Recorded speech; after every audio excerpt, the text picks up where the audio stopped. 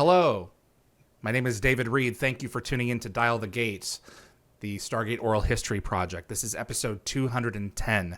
Thank you so much for joining me. Bridget McGuire started off as an art director on Stargate SG-1. She became production designer on both SG-1 and Atlantis. She's an award-winning production designer for the show, and I am honored to have her on for this episode. We're going to discuss a number of different facets of the show. This was a really cool interview, and I think you're going to really enjoy it. Before we get into the thick of it, if you like Stargate and you want to see more content like this on YouTube, please click that like button. It makes a difference with YouTube and will continue to help the show grow its audience. Please also consider sharing this video with a Stargate friend, and if you want to get notified about future episodes, click the subscribe icon. And giving the bell icon a click will notify you the moment a new video drops, and you'll get my notifications of any last-minute guest changes. And clips from this pre-recorded episode will be released over the course of the next few weeks on the Dial the Gate and GateWorld.net YouTube channels. As this is a pre-recorded show, the moderators in the YouTube chat are just there to have fun and enjoy the show with you. Don't submit them questions for Bridget. Hopefully, we'll have Bridget on at some point again in the future. Her body of work is enormous for Stargate, and we got to scratch the surface on a few different things. I really just kind of wanted to paint a portrait of her and let you guys get to meet her. Love to have her back again, but you know what? I can't wait to have you hear some of these stories. Some really, really amazing stories from production. Let's go ahead and bring Bridget McGuire in. Bridget McGuire, production designer, Stargate SG-1 and Stargate Atlantis, and art director as well. Bridget, I am thrilled to have you on the show. It is such an oversight that it's taken us so long to get together. I apologize for that, but I'm privileged to have you now. You are such an integral player to this whole franchise that we love so much. So it's good to have you on. Well, it's great to be here. I'm glad to be invited, and I'm glad I've had time to do this. Absolutely. And if fans were paying close attention in Wormhole Extreme, you were the lead dresser, Inga Van Schnitzel, on Wormhole Extreme. I wasn't. No, really? That's not true. Are you sure? Somebody would have to show me myself on screen to believe that I was never in front of the camera. Let me see this here. This will be funny. If I love that episode. That was it's amazing. Oh, that was so much fun to do. Oh, there. Okay, yes. Is that you? Yeah, but that's just playback. That's so. Yes, but it's still in the final product.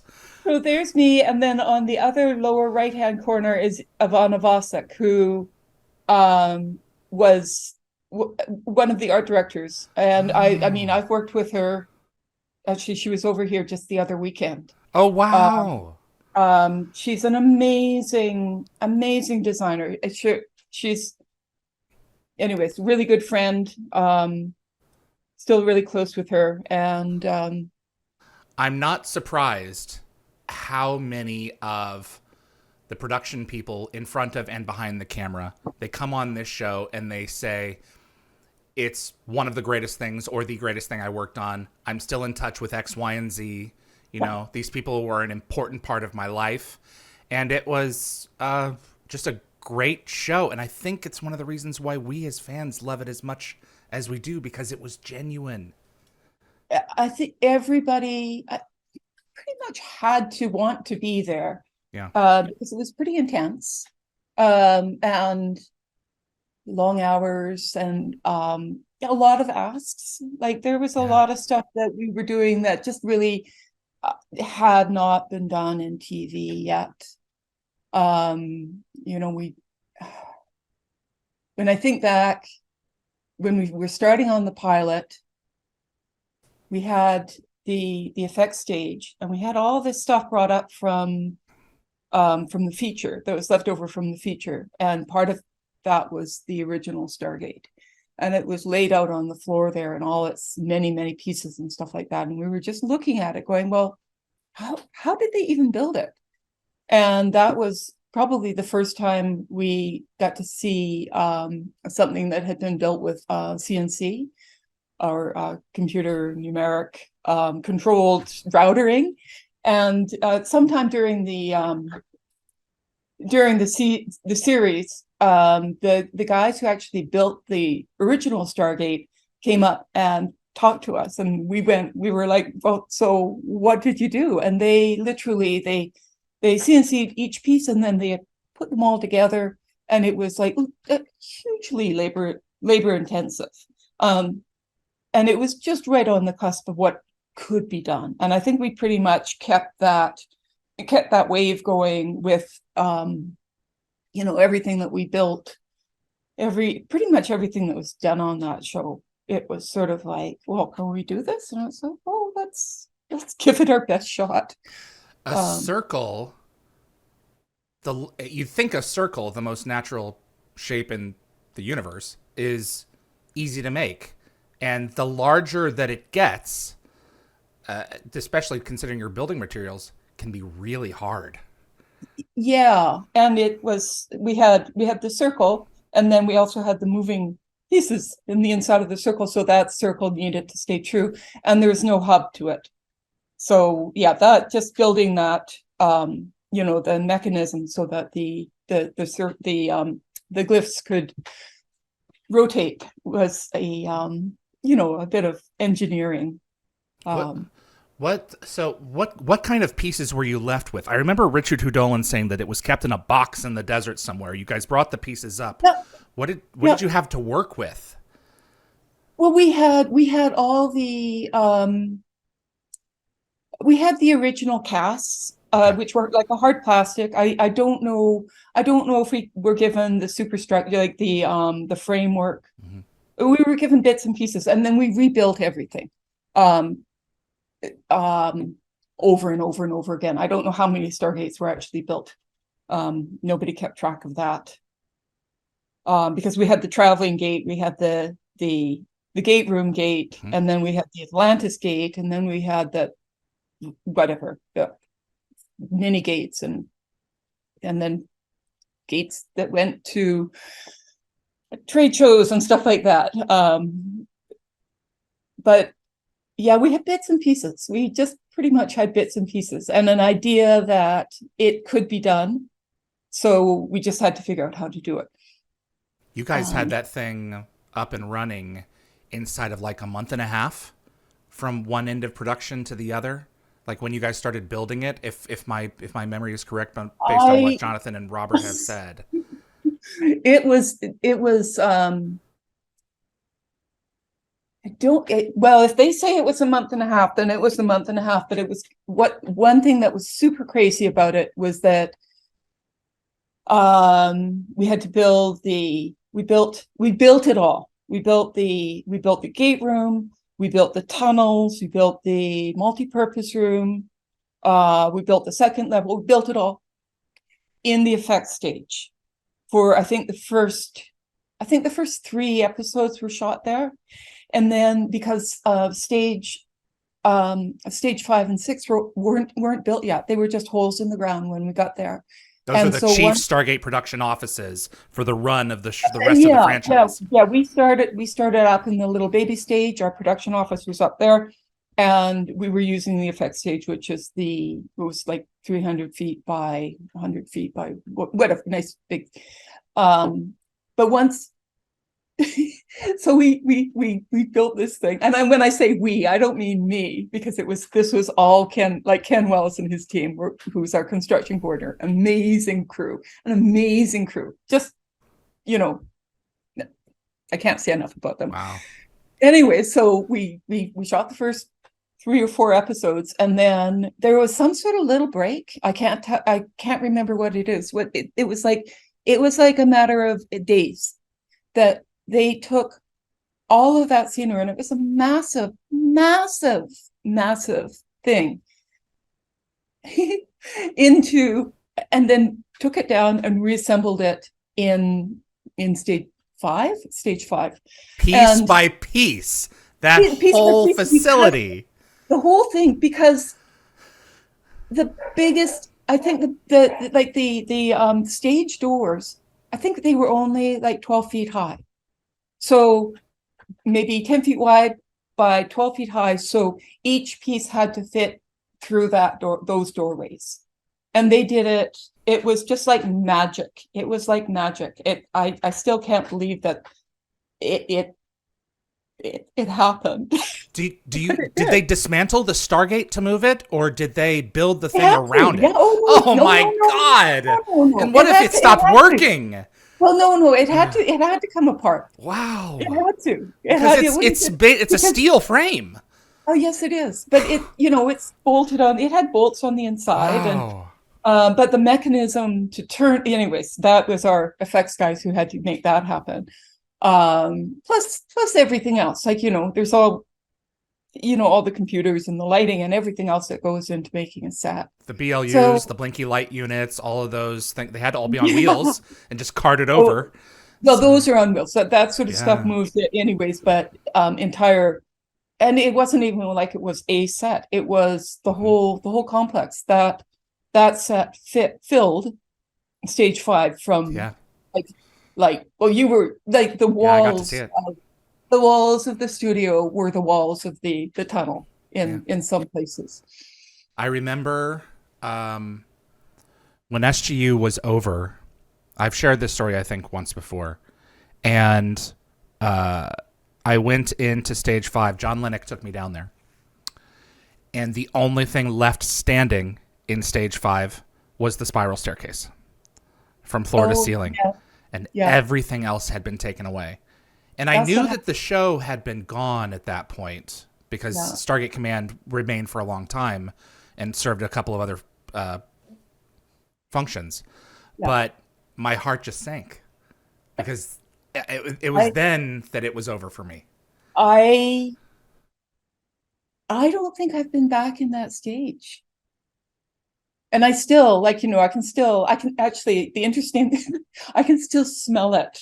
Yeah. Because that was the other thing that happened was, I think it was a long weekend. It was in the first season. You probably know this story. And I don't know how I found out, but I found out that our stages were on fire. And I'm like, oh. I did not know this. Oh, you don't know the story. First season, SG-1? I know it was the first season. We were shooting. We had just shot the glacier episode. Yes. Yeah. So Solitudes near the end of season 1. Solitudes. So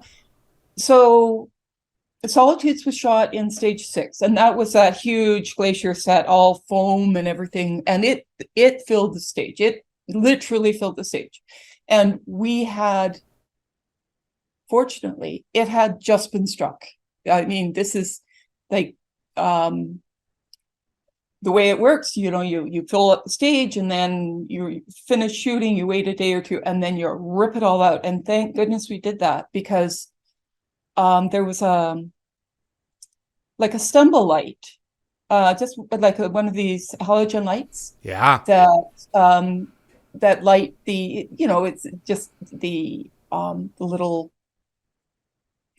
barrier between the stages, and it got knocked, and it was right up against the drywall, and it ignited a fire inside of the stage wall. So the barrier wall between the two stages was 2x6, and it ignited it. And they found it. The fire department came. They opened it up, and as soon as they opened it up, it started to take off.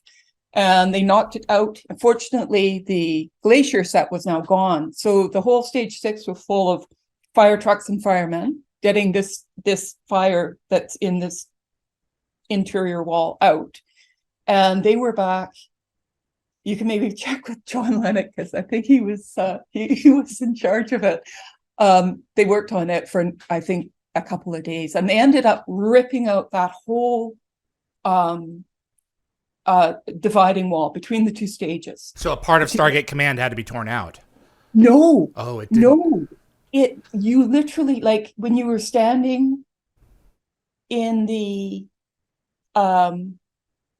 like where the upper command was. Yes, so like Hammond's office and the briefing room. There was like this much space between our set and the studio wall. Studio wall was gone, Yeah. and our set was still there. And forever and ever and ever, you walked into that stage and you could just smell like a little bit of campfire kind of smell For the rest of the time. for the rest of the time. Yep, yep. The Wow. smoke just got into everything, and we were so lucky. That would have, if we had lost that set at that point, I don't think the show would have survived. And it was like literally, it was that much space between the wall that was on fire and had to be taken out and our set.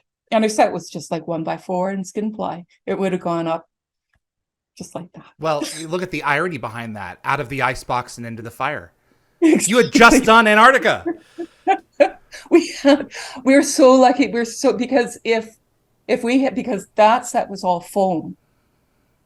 And if that had gone up, that would have been like just horrific to even think about it. I can't even imagine what would have happened. So we were so lucky. We're so lucky. Yeah. And it was all just one little stumble light. It's all it was supposed to happen. I want to get back to the Stargate just for a moment more. Yeah.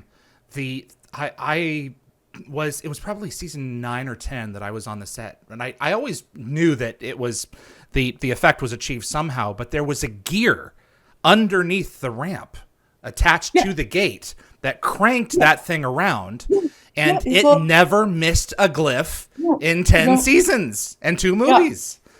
Yeah, it was and it's a big machine. Yeah, they did a really good job of it. That was Ray, who's not with us anymore, unfortunately. The number of people that we've missed in interviewing. It's we have to continue to give them credit where it's due, because these people were artisans and magicians. Yeah. Wild. Yeah. Well, and we also had like the whole thing developed well. Like when we started, we were looking at this stuff and going like, how do we do this? So Tom put together a model shop, Tom Wells, and it started in a tent behind the effects stage, and just mixing goop and trying to make things set in the winter in a tent didn't work so well. And by the end, I don't know if you ever got to see it, but by the end, they could have been building stuff for NASA. Yeah. The people who were in there, like the team that Gord put together, every time there was a new technology, they just got right on it and became expert in it and used it to, it was like, well, like right from the beginning with the CNC, the first thing they did was like, well, we're going to need a CNC machine. And I don't know how many they ended up with. They ended up doing like three-dimensional routering. And then when 3D printing came in, they're like, this is going to be great. And they, so they yeah. Do you have 1 minute? Yeah. I want to show you something. Okay. It applies immediately to this. You ready? Yeah. 3D CNC'd metal, and how many years? And it still lights up. The same battery. Yep. The production quality of this, the magnets that James Robbins was able to draw this in Photoshop, and that the production team was able to will it into solid reality. This is it's metal carved out of water. Yeah. And this one. Yeah. And I do love the attention to detail, made in China, it says in ancient. I'll never forget that. And this one lights up too still. You guys had a great sense of humor. It's ridiculous, the technology that you had to we were that was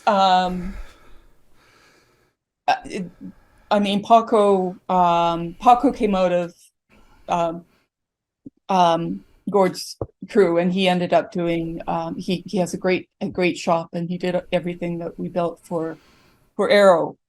And it's just it's amazing how the technology has changed.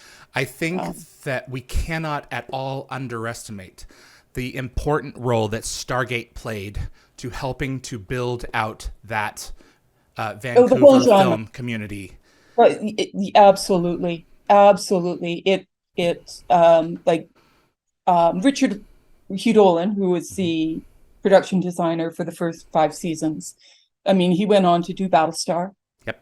And then after I went off and did Sanctuary, and then after that, we got back together again, and he's like, do you want to do a pilot? And I'm like, okay, I'll do a pilot. I'm not doing anything right now. So we did the Arrow pilot, and I did not know at the time that it would be another 8-season venture, and that we were going to spin off another franchise. It was just not the Arrowverse. It was just something to do. It was January. It was dark. There's nothing else going on, so why not do a pilot? And you're being creative with people you enjoy working with. Absolutely. So then now that team was a mashup of, Stargate, X-Files, Battlestar. That was probably a mashup of all of those people. So, and the skills that you learned along the way. Oh yeah, because we're all like, every time you do a show, you're, at least these sort of shows, you're not doing the same thing. You can't be doing the same thing over and over and over. Every episode you up the bar a little bit, and after 500 episodes, the bar gets pretty high. Absolutely. So, it's wild. When did you know that this was the thing that you wanted to do for the rest of your life? Art directing, production designing. What was the trigger for you that made you fall in love with this? Because, I mean, you have a lot of different interests. Equestrians being one of them. You love horses, I do. There's a few out there taking a look at me right now. What you doing? Yeah, they're going to be shouting at me pretty soon, a little bit. I honestly think it goes, but like I did theater in university. I took a bachelor's in theater design, thinking I was going to be an architect.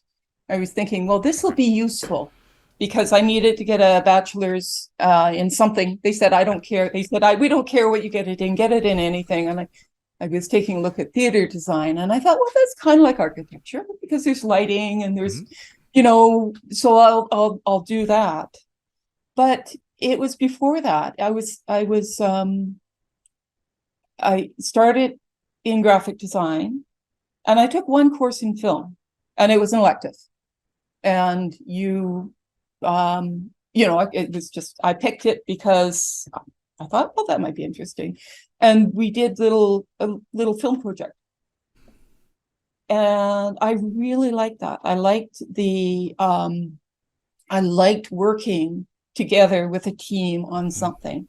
I liked the idea that, you bring what you can bring to the table, and then the other people bring what they can bring. And what you end up with is better than what any of us could do on our own.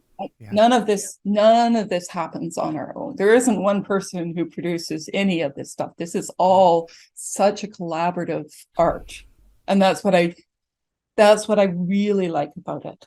I to go to work and be able to work with amazing people, amazing talented people who are all just as committed to delivering their part of the puzzle. It's so much fun. And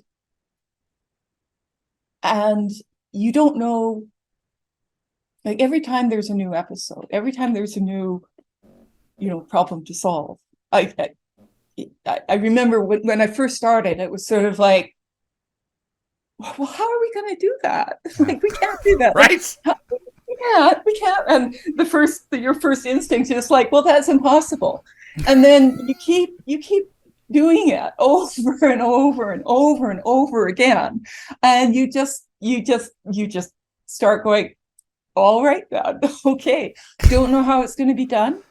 Don't know the answer right now, but this is what's being asked, and we're going to figure it out. And you know, we're a group of people. We're all going to sit down.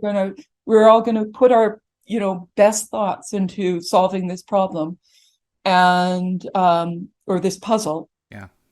And it's going to be great. It's going to be better than you could imagine if you were going to try to figure it out on your own. A couple of things in like creating things like this, we had or the Naquita reactor behind me here. Yes. That played I such recognize. I'm looking at your little shelf, sort of going. There's a few recognizable pieces. The shot, the stabs, and the problem with those are they're so long and bendy. It's like, right. They would bend over time, and you had to refine that as you went along. The fact that it could go from a two-dimensional drawing and be willed into solid reality, then that's just the props, and be so like not exact and specific to what they had envisioned. James Robbins, for instance, he could never get over that. I mean, it was like, I just thought of that, and here it exists right here in front of me. And the other thing that I was talking with John Gadetsky, he said, you can't really say no. You're not an industry of no. He said it's yes or it's yes, but. That's what he said. Well, Tom would always say, it's time. What is it? Good, fast, or cheap? Yep. Pick any two. Yeah. If you want it good and you want it cheap, you're not going to have it fast. It is true. It is true. And you're always, that's the whole balancing act all the time, because, we're shooting a new episode every 7 days. I mean, that's the reality of episodic TV. And, it was one of the really nice things about being on Stargate was that we had a decent amount of lead time, so that we could start planning these things weeks in advance. But it was weeks in advance. It wasn't months. Like even the biggest builds. I think Prometheus, when we did that was from the time I got caught in the hallway. I forget whether it was Brad. I think it was probably Brad going, so Bridget, could you build us a spaceship? Yeah. And 5 weeks later we had a spaceship. And so were you told, for instance, for Prometheus at the top of season 6, or was that somewhere into season 6 that was coming about? No. That was no. Wow. No. Oh my gosh. 5 weeks from the catch you in while you're having a coffee. And by the way, do you think you could? And of course the answer has to be, we'll do what we can. And I think that we did do it, to be fair, we did that I think we must have done it in two stages, because the initial cockpit was in stage 6. Oh, so it wasn't always at Norco, the offsite facility. And then we moved it. And so I think this is going back more than 5 years. Yeah. we built what we needed for the episode, and that was, I think, was that whatever. Season 6, the cockpit. Yeah. Couple of the corridors. In a bit of corridor, and then we brought it out over to Norco and flushed it out and added all the Jeffries tubes and the multi-purpose room that we sort of changed in whatever we needed. And then it was the beginning of the next season, I think, that they introduced they call it the Daedalus. No, they pronounce it. I say Daedalus. The Daedalus came in Atlantis season 2. Right. Yeah, so Prometheus was built in SG-1 season 6, but you guys were able to gack it out along the way, add stuff to it, layers. The plexis came in later. I have one in my garage. Yeah, and we and just made it bigger and better. Yeah, and we did we have to go back and no, we didn't have to go back and forth between the two. We started with Prometheus and we turned it into the day. You did go back and forth a little bit. So season 9 season 9 of SG-1 was still Prometheus. And that was shooting at the same time that season 2 with Mitch Pileggi was on Atlantis with the Deadless. And then Prometheus became Odyssey, like within one episode. Like, we lost that poor thing in orbit of a planet, and the very next episode later, here's the Odyssey. And it was just like, somewhere, some way, place underground, we were cooking these things out like cookies, you know?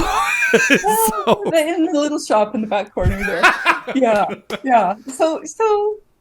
But I mean, because I mean, even saying that, having 5 weeks to build something. Wow. I mean, we couldn't do it if we were getting the episodes, you know, on the first day of our concept meeting. There's no way. Well, it was sort of, we'd have our concept meeting and we'd be handing out all these, you know, drawings to say, here's to the poor director who's just coming in. Here's what's being built. You can look at the drawings or you can come down and take a look at it on stage and make some changes. Like, we were always open to, you know, changes, but there's no way that those builds could have been done in a shorter time. And you probably had no idea that a set like the Prometheus set would be shown for like 11 seasons of television, or a set like the cargo ship set. You know, you guys introduced that in season 3, and then all of a sudden it's a staple on the show. It just opened up huge possibilities for stories. It's great, yes.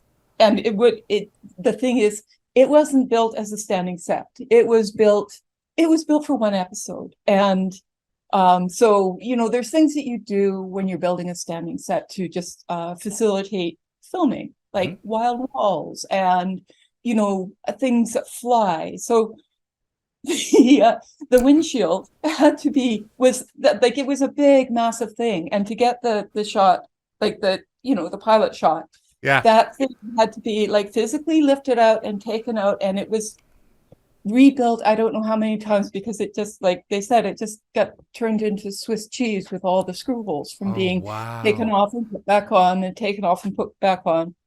And then the door, I remember somebody asking me, like, why is this not a practical door? The door was a visual effect. Yeah. So the door goes in, you do, like, you know, you do the before and you do the after. Not the door like from the front to the ring room, but to the side of the ship. Right, from the interior to the exterior. Yeah. And they're like, why didn't you make this a practical door? And we're like, it was only going to open once. Yeah. It was one time, the guy gets out and that's it. And so and doors like that are tricky. So it's like, we'll just do it as a visual effect. It'll be fine. Yeah. Lo and behold, it's used in, you know, the next 7 years. Forever and ever. Yeah. Because when the writers get onto something, it's like, ooh, that works. Oh, well, we'll need it. Right. You need it. You do need it. You know, and it's sort of like once you're given a toy, right? You don't That's true. Like, that's it. It's true. When was Norco acquired? And because I'm assuming at some point you were running out of space for a lot of this stuff. And quick. When production was going on, Bridget Prochaska and Carol Appleby told us, do not tell anyone about this offsite set. Because I'm assuming the security wasn't the same. It was just... We had no security. And so they were like, don't tell anyone that this exists. And when the show was over, it was like, it's over. But, I mean, at a certain point, you guys had to have acquired that, like, along the run, saying, we've got to put the Gould ship, we've got to put the Prometheus and exterior... I think we had it right off the hop. I'm trying to think of the first sets that we put in. We did a lot of building in there. We like the Red Sky Village was in there. That's true. There was some... the light, the episode that we got the Gould Opium Gemini Den. for, that was in stage the 1. Gemini, okay. It's a little confusing for me because I went and did Sanctuary in those 3 stages. So I have little pictures of different sets in those spaces, and I have to sort of separate the one show from one another. from the other. But no, we used Narco a lot of the temples that we did were in there. Taller ceilings, or I guess just more space to grow. No, it was just that like every episode had sort of a big build and then usually two smaller builds, and so you sort of juggle everything. No, the stage one wasn't a great stage. It was it's only like 21 feet to the ceiling, whereas the other stages I think are 30 or 40. Wow. 40, like where the village ended up. It was way up there. Oh, the village. Oh yeah, no, that was in the effect stage. Yeah, okay. That was a nice build. That was fun. That was one that we built at the beginning of the season. So I came in, I think that was season 9. Season 9. Mm-hmm. For the Ori. Yeah, that was the same year right, that right. Okay, right, because we were introducing Ben, and that's right, in the caves. Oh. And Fala was coming back. Claudia was coming back for the first half of the season while Amanda was gone. Yeah, that's right, because Amanda was off having her baby. Yep. Yes, I remember that was a thing. It was like, well, like if Amanda would have her baby, then we'd be able to schedule this stuff. Brad had said, you know, it was always frustrating for him to have a script and they come upon a village, and he would be like, "Oh, a village. Oh, I know. Yeah. Here we go." Yeah. You know, so Here we go. You built one, and you were able to shoot it from all different angles with all different lights and make it look like 30 different worlds. Yeah, that was a nice set. That was fun. I had started. It started the season before. So at the very end of the season, I had done sort of there was a big site. It was big cyc, and then a wall, and then a sort of a tavern-y thing. Okay. It definitely had a tavern. Yeah, and so then we expanded on that. So it was so fun to have the tavern. It had the 2 levels. It had a real roof. You could shoot it from the outside. Like, I mean, a finished exterior. Mm-hmm. And you had a bridge too for a while there that was used. Yeah, that went in. I think that went in towards the end. I only had that set I only used that set. I know it lived on beyond me. Mm-hmm. But I remember we added sort of like an aqueduct. In my brain, it was an aqueduct. Yeah, that was fun because again, you could go in there and you could just, it's right. It's on the lot. You can rip things apart. Nothing's precious. Nothing is, everything was built really to be repurposed or built out or built into, and a lot of many interior. We had 3 good interiors. Wow. But again, you could do anything with. Yeah, you weren't wedded to it. Once it served its purpose, you could manipulate it and make it look a little like something else. Yeah, and then if the worst came to worst, we had to go back. We had the wherewithal to repurpose it backwards into like one of its more original incarnations. That was fun. Wow. That was a nice set. Then it was a nice scale too. It had enough height and enough length that you didn't feel like you were in a stage. I want to talk about your team for a little bit, if I may. Who are some of the people that you really leaned on? I know that you started in there with Richard Hudolin, who I would love to get on the show. Yeah. And then your team. Yeah. Well, so that original crew, amazing. So I started with Richard, and I was his art director. I guess I became the supervising art director. Ivana, Doug, and Ken Rebel. Mm-hmm. That was it. Was that it? Wow. And Ken's, I don't think he's with us anymore. No, he was with us on Arrow, but he developed ALS. Yeah. Man, what a genius! What an artist! Yeah, he was just amazing. Like, and it was really, yeah, he certainly had the way his mind worked. He was so into, like, every detail had to be there. He had to put it in, like, it had to be in there. Mm-hmm. And it was, I mean, it would drive us crazy because it was like, no, I'm still working on this. Oh, no, he was a perfectionist. He was also responsible for a number of the ships on Battlestar Galactica. So, yeah, just wild. Yeah. So that, I feel like I'm missing somebody. I feel like, anyways, that was sort of our core team on for the first 5 seasons, and then they all left. The construction crew, like Tom Wells and his team, are just absolutely amazing. The fact that we would go, well, we need to build this, and they'd go, all right, okay, let's go on. Just super fantastic craftspeople. Geniuses, really geniuses. And to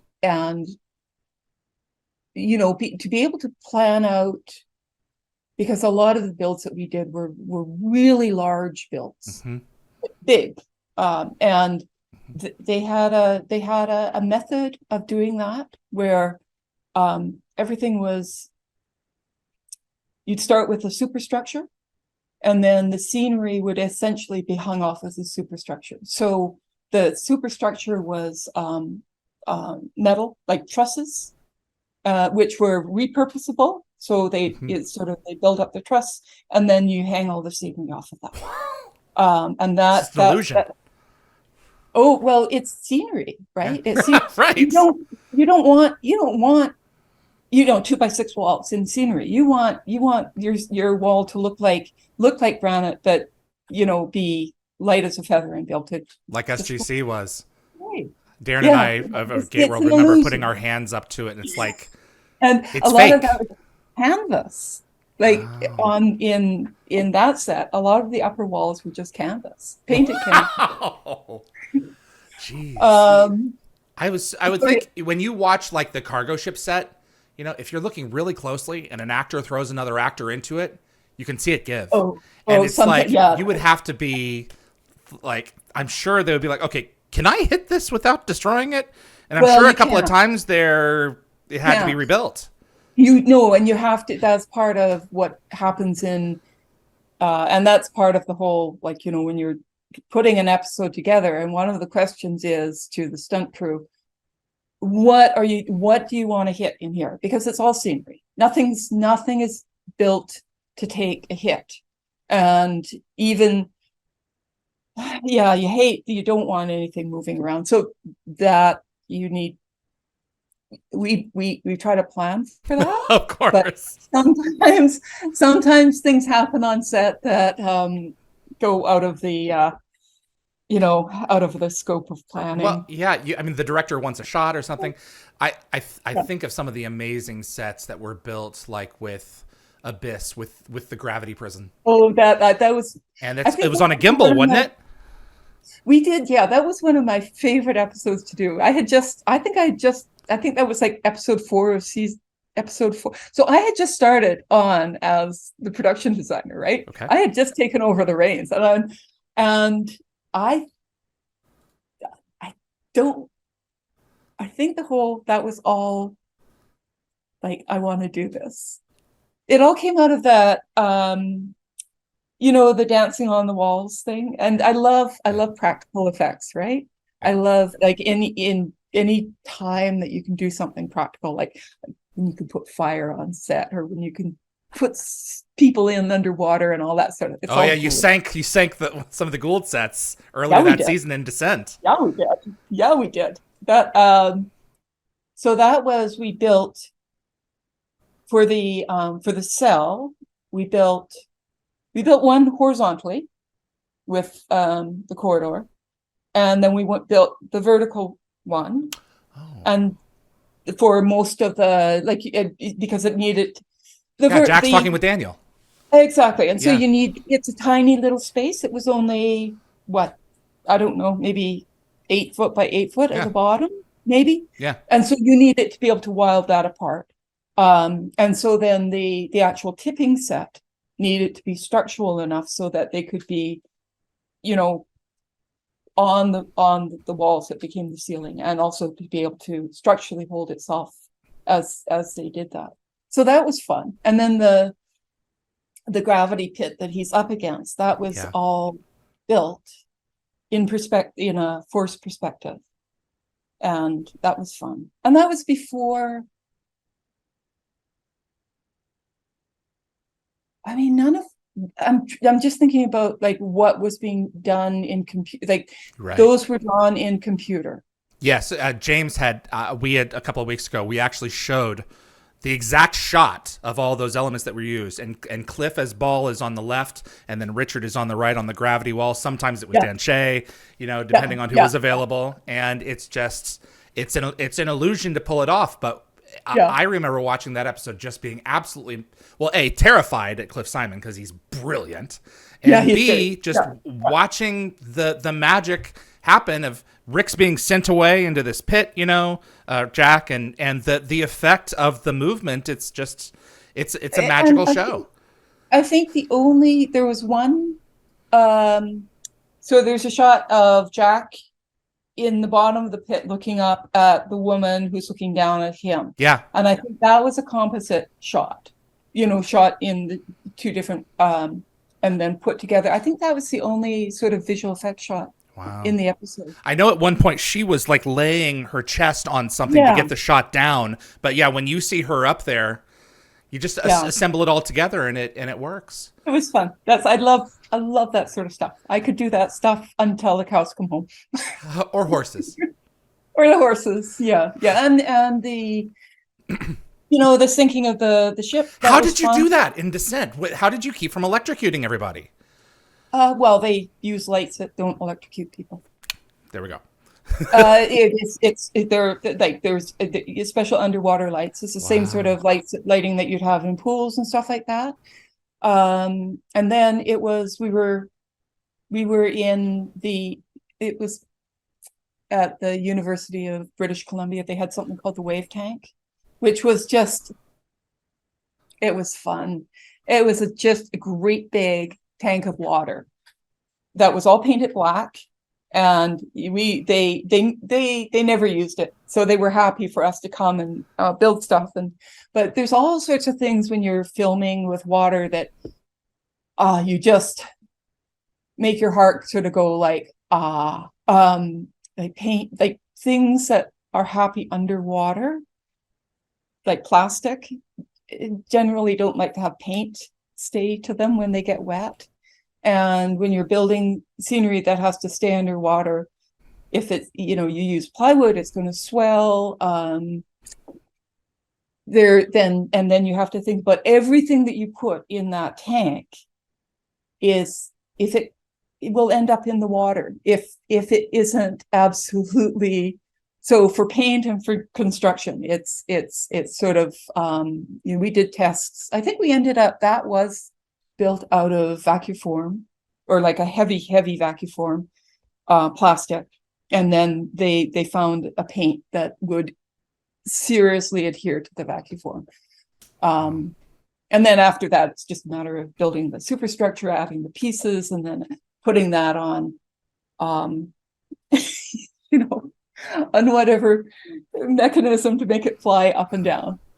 Because that was the one where they, it was sinking. Yeah, the ship was sinking into the ocean. Sinking, and they had some air. Yeah, exactly, on the very top there. Yeah. I'm assuming your actors would have to be, you know, have wetsuits and everything. Yeah, and they're in the water, and then you have to think the camera's in the water too. Yeah. So it's a challenge for every single department.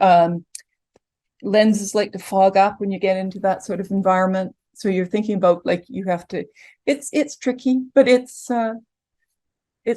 you know, it's worth doing. And then in the Glacier set, I think we chilled that set, and that was a learning curve. For season one?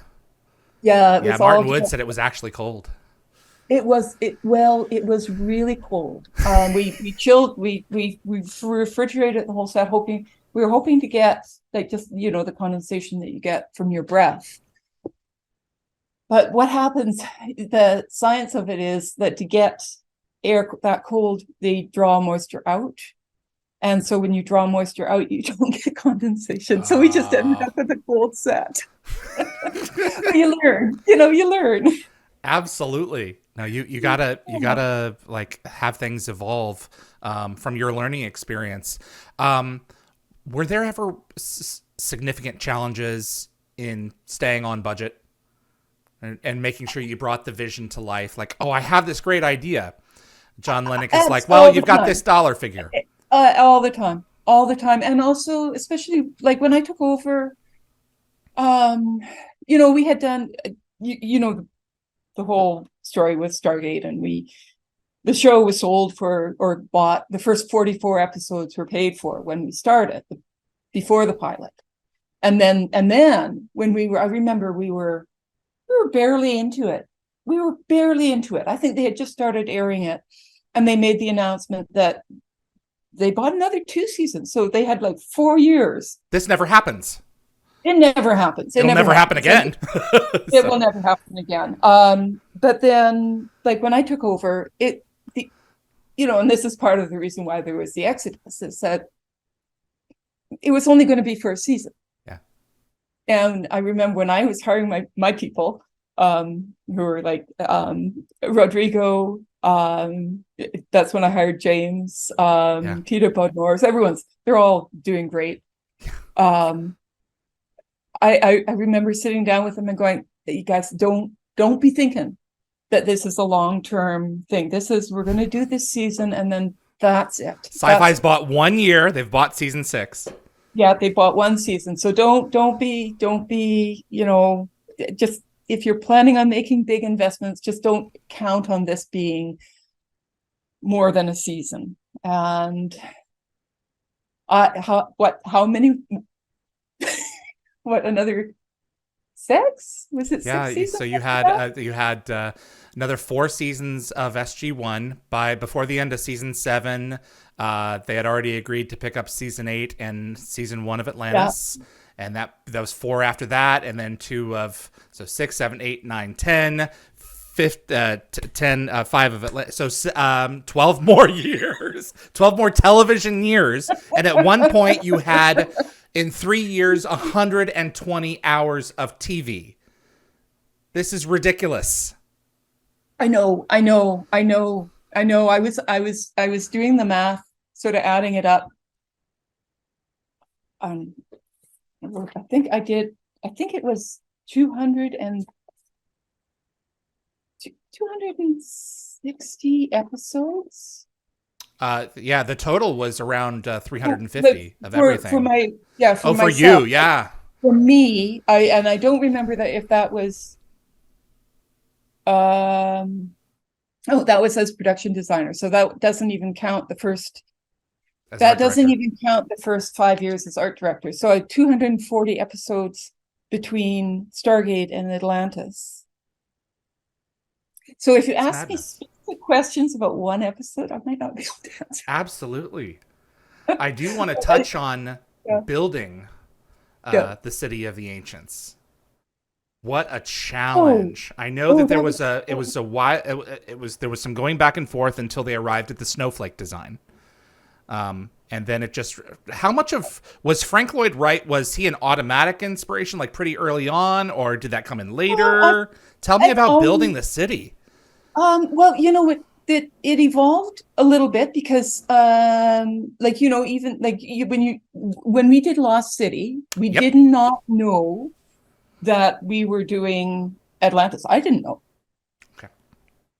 It was a surprise to me. I got a phone call, about 6 weeks after we had finished that season, going, "Hey, how would you like to do Atlantis?" And I'm like, "Yes, please." And I guess I had already come across you guys probably figured it's neutron microscopic photographs of snowflakes. And there's this huge variety of shapes, and that one you have on your shelf there is it's it's just what they look like. Hmm. It's really cool. They're really cool. And so just with that, and then for Frank Lloyd Wright, it was mostly where did our little light dits? Your chiclets? Yeah. I think we introduced those in Lost City. And so that became a little element. And then we had the all these different shapes of the snowflakes. And then Frank Lloyd Wright built, I forget the name of the building, but he built it. So that set is built on a triangle footprint. Like most buildings are built to a square. Yes. And that one is built like 30-30-30. Wow. And so there are no 90-degree angles in it. I shouldn't say that. There might be, if you look horizontally, there's 90-degree angles, but the basic layout of it is all either at 60 or 90. That's wild. So you had the Outpost set that was originally used on the lava planet Proclus Teonas, and then Antarctica in the same episode, and you could build out so this is a part of a larger city. So you had at least a direction.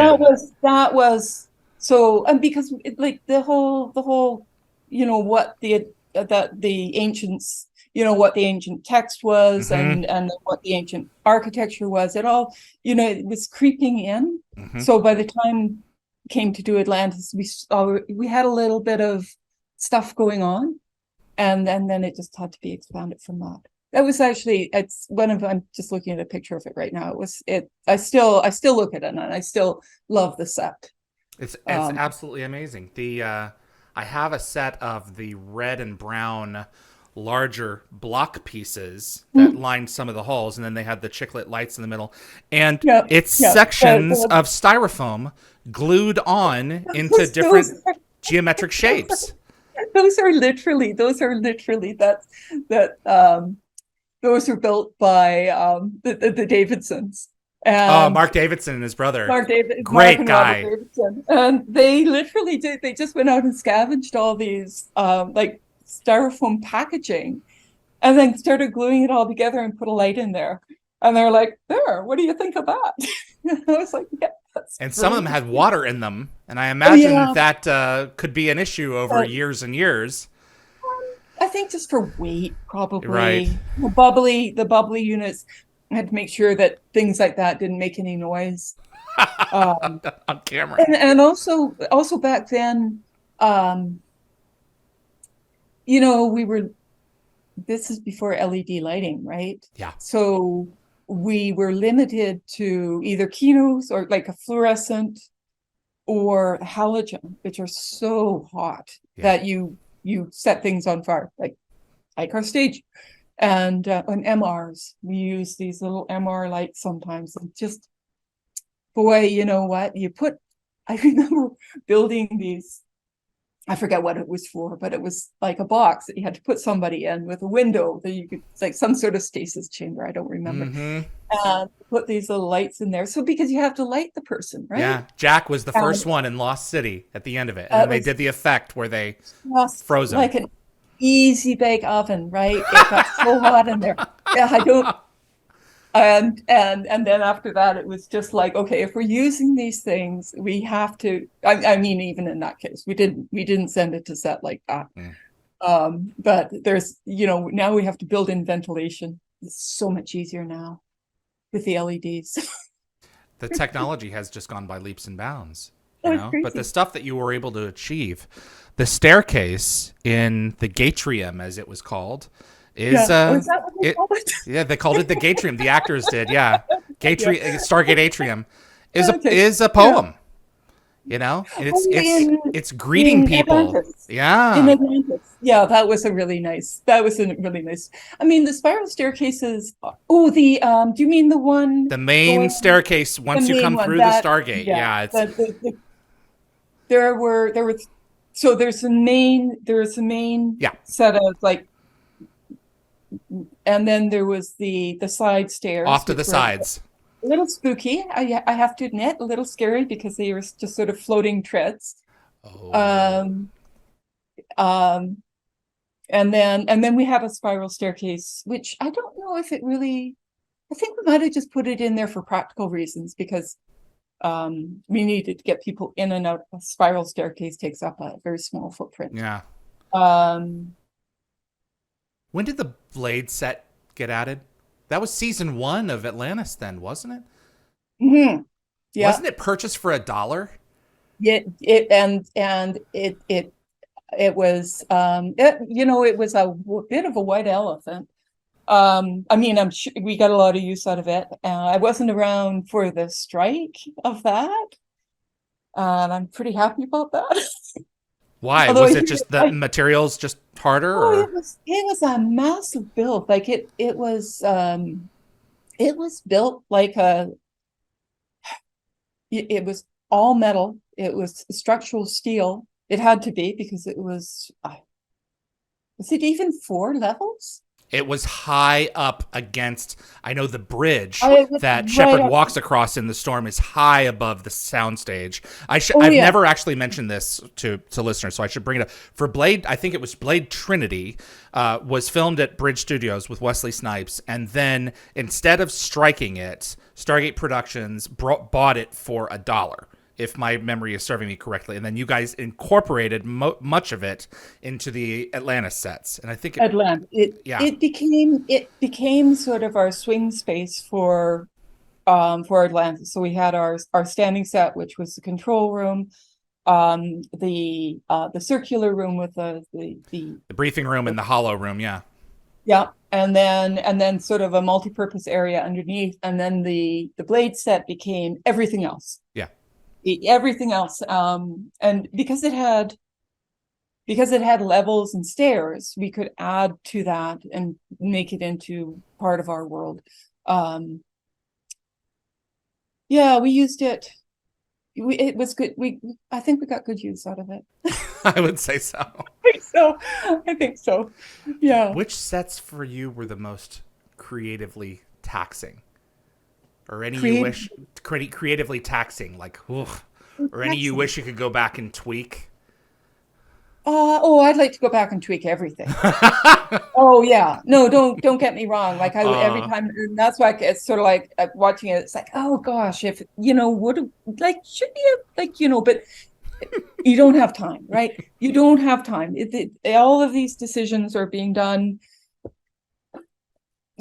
at that sort of pace, and I like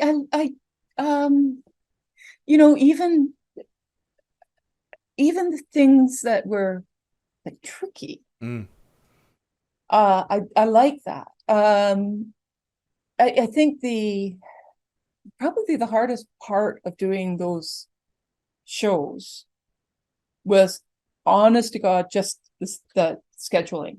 Yeah. Because we had the 2 shows going plus second unit. We had 8 stages plus locations, and we were building like say we would have to be planning, let's say 5 weeks in advance.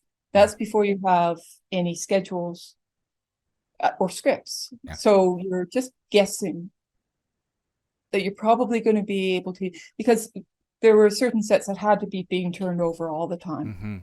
Mm-hmm. It was the only way to get a show like this done, is to take what you have, turn it into something else. And that was pretty intricate. Yeah, for an example, I remember you had Thor's ship, the Beliskner, which one section of it was created for season 3, and that then was this one. Was that the red and silver? Right, exactly, and everything was very apple shaped, apple core shaped. Very, very hard to store. Oh, I suspect so. And then it was brought back at the end of season 3 with, I believe, Nemesis or Oh. yeah, and then season 4 for Small Victories in the beginning, and it became the Gadmir set, which was all painted pretty much white for the Oh, Incaran yes, episode, and so it's the yes, same set, but yes. it's been completely redone. But that's one example. We did that all the time. We Wow. did it all the time. We would, I mean, you would keep, like, say, if you keep sort of some superstructure, Hmm.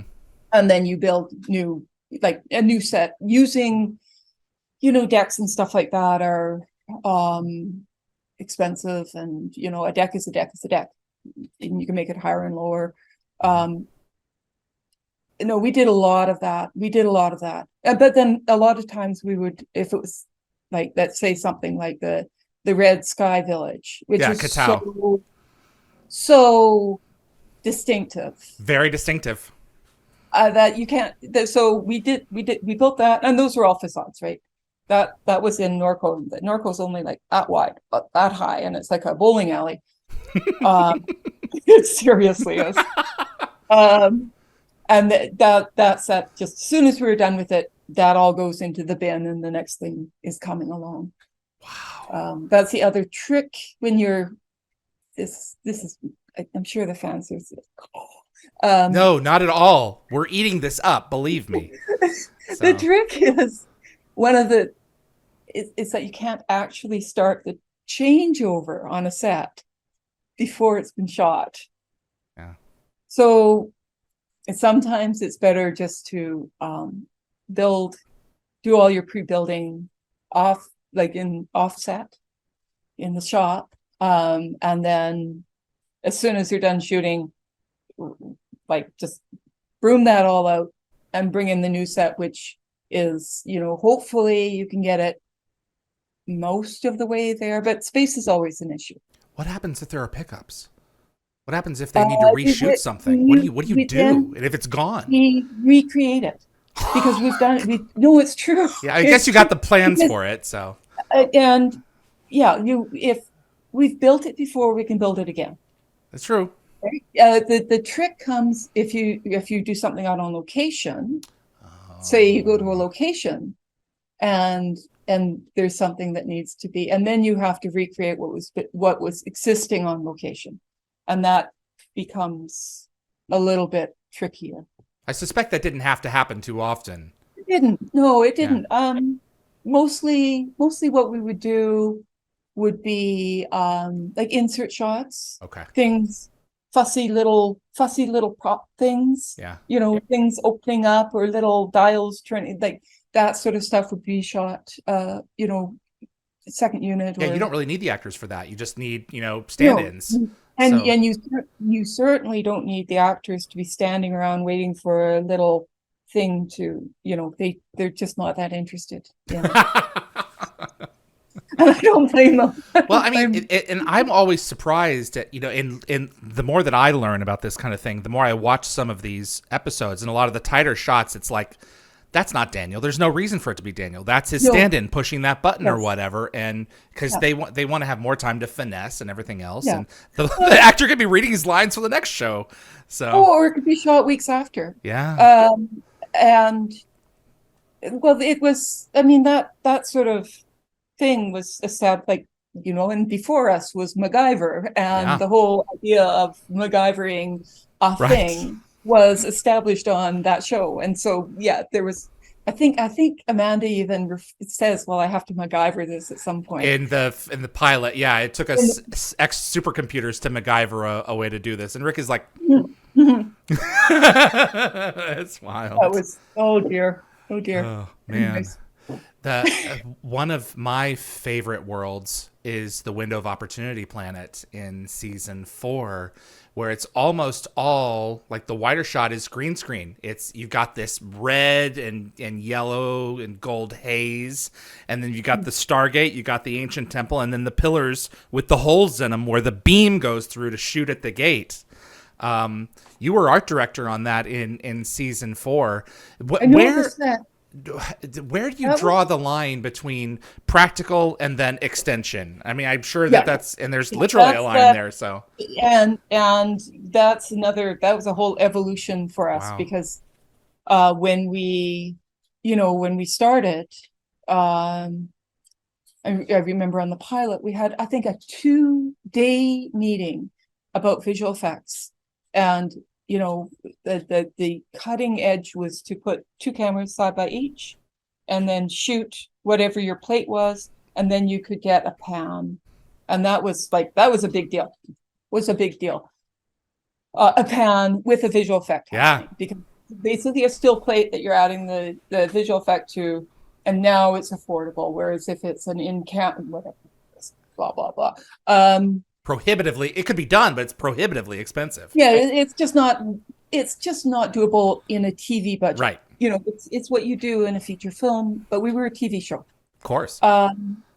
So a lot of times what we would do is, like, say again, we're going back over 20 years. So yeah, I appreciate your frustration. Well, I would have to expect, somebody can tell me I'm wrong there. I know the set that you're talking about. Yeah. I think there was a cyc. So a cyc is like a piece of cotton that you light. So you can get a hue on it and okay. a color. And I'm could almost guarantee you that for 90% of those shots, you were looking into a cyc. Okay. And then for the big wide, okay. then we would probably not even bring in a green screen, because that's like, if your actors stay within the set, if these are the actor, and if this is the matte line, you don't need a green screen. It's only if your actors cross into off of the scenery. Yeah, the pillars. Yeah, that you have to bring in a green screen. Wow. So it's a lot of trickery like that. And we did a lot of this in Sanctuary, where I would build. Talk about cutting edge. 180 degrees of, like, half of the room. Half of the, so you're everything looking back this way is practical. You do one shot this way. Oh, look, we're in London, and everybody believes it. Yeah, it sells the shot. So yeah, once you show the audience the expanse of where you're at, then you go into the practical set, and they believe you're still there. And you might, it's all about how much money you want to spend. Sometimes they'll go back and we'll do another visual effects shot to sort of button the scene, to just remind everybody once again we were in the cargo bay was pretty much like that. We had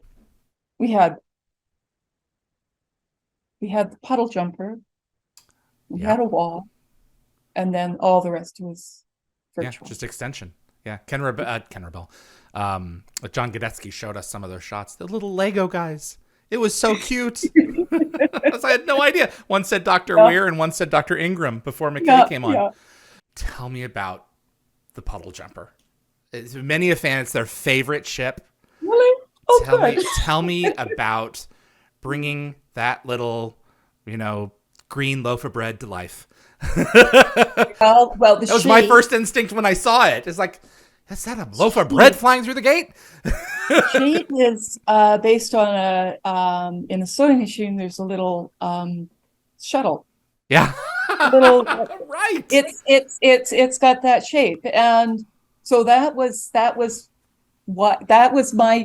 where it came.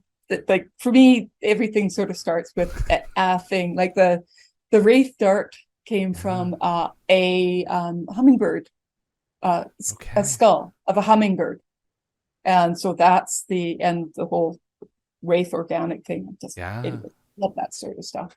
But yeah, so that was sort of where the shape. It had to be round because it was going through the Stargate.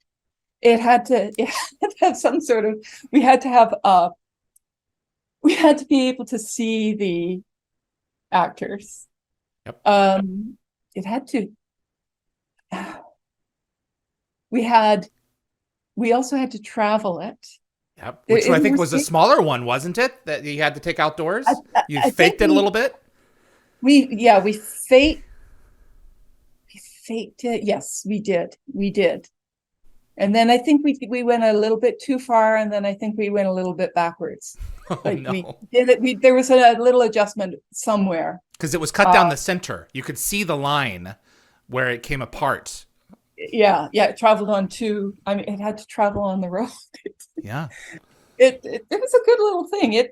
It served a lot of purposes, and then we did entire stories in there, right? I know. We had the where poor Joe is. What happened to Joe? The iritis bug bit him in 38 minutes, and the poor guy was laying in the back of the craft for the entire episode with a bug stuck on him. And then McKay was envisioning Carter while he was underwater in Grace Under Pressure. Some of the best shows were contained in that little ship, you know, and the GAC boxes that came down with the lights and the, I mean, what a masterful little set. You in season 1 to season 2, you evolved the console and added some lights on the walls.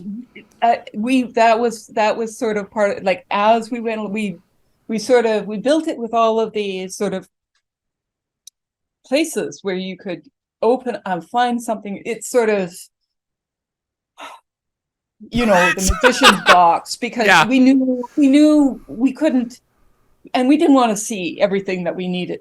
Right. For the next, and we wanted to be able to open these things up and go, oh, look, here's the thing. And now we have to do a thing. Anyways, I like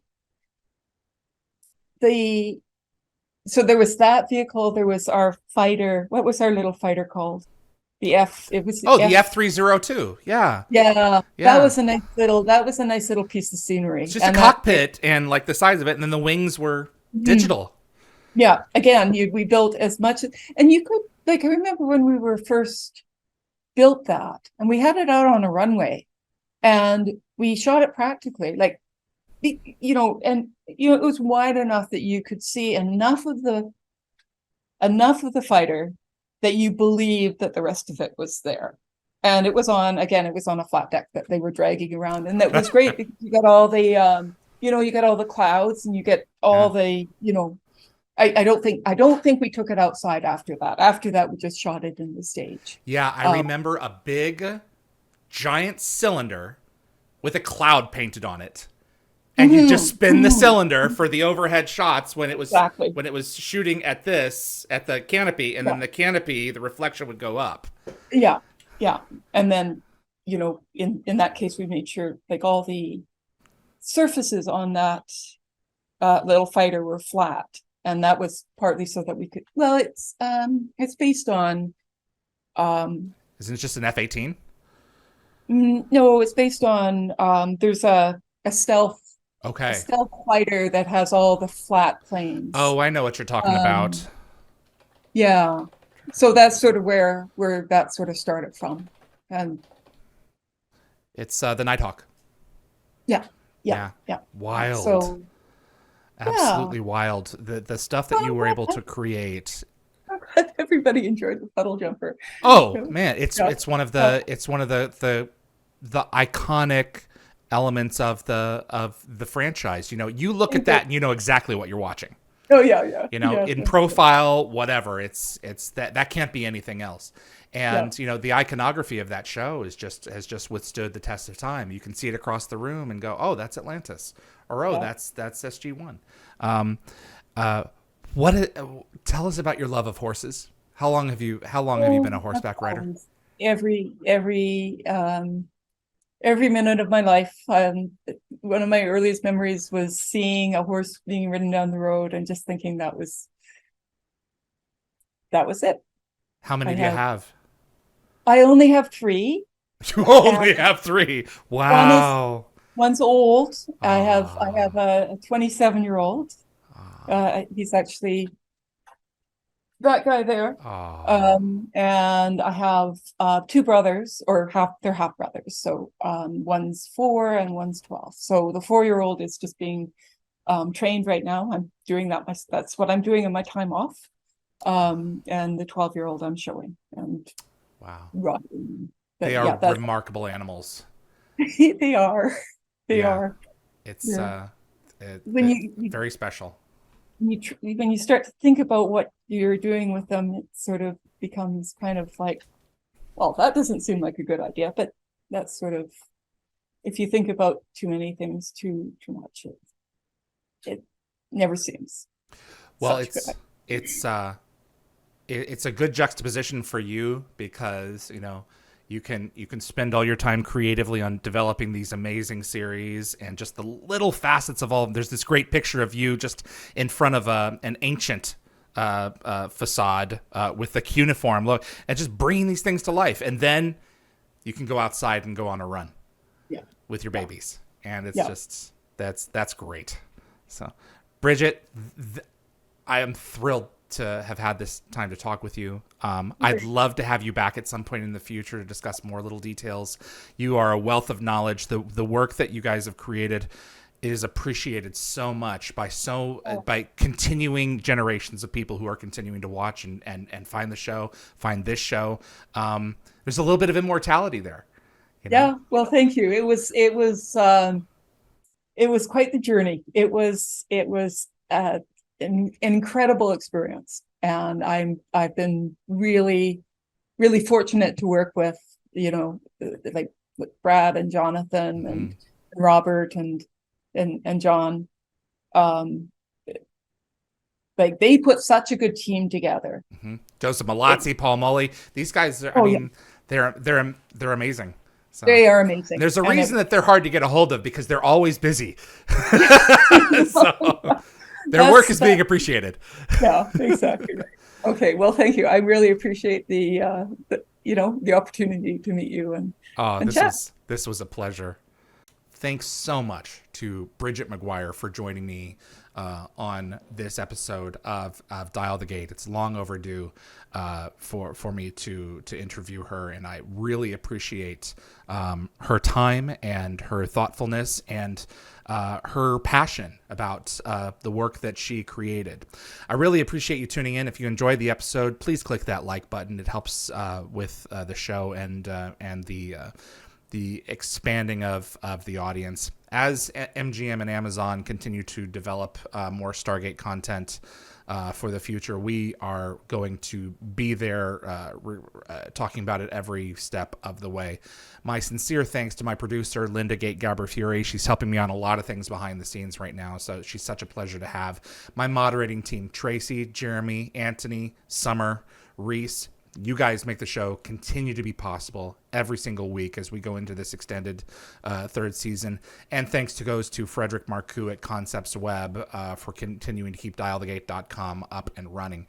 As we have the remainder of our shows for this season, check it out on dialthegate.com. That's where they'll be posted typically first, if I can get my act together and sit down and do all those. And next week, I think we've already got another episode on the books planned already, so you can see that listed on the website. My name is David Reed for Dial the Gate. My thanks once again to Bridget McGuire for joining me for this episode. We'll see you on the other side.